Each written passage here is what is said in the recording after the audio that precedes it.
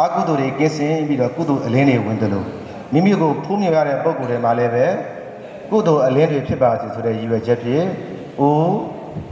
အာလောကမှတ်ထားနော်အရှင်ဘုရားဘွယ်ဟာရှင်ဝိမလအရှင်ဘုရားဘွယ်ဟာရှင်ကုသလနော်အာကုသလရဲ့အာကုသိုလ်ရဲ့စัจကျင်ဘက်ဘာဖြစ်လဲကုသိုလ်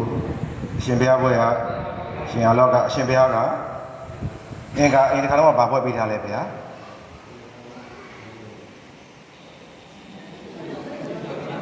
အရှင်ဇာကရနော်အရှင်ဇာကရရှင်ဇာကအဲ့တော့ဦးသိန်းဆိုတော့အရှင်ဇာကရနော်အခုကဦးသိန်းမဖြစ်သေးတော့ဗာလဲရှင်ဇာကရဆိုတာလိုးကြတဲ့ပုဂ္ဂိုလ်နော်လိုးကြတဲ့ပုဂ္ဂိုလ်ဆိုပြီးတော့သင်္ကန်းကောင်းမှုဆောင်အိတ်နေရပါလားမဟုတ်ဒါဆိုရင်ဘွဲနဲ့ဟလာနာမည်နဲ့လောက်ရတဲ့ညီပါမလား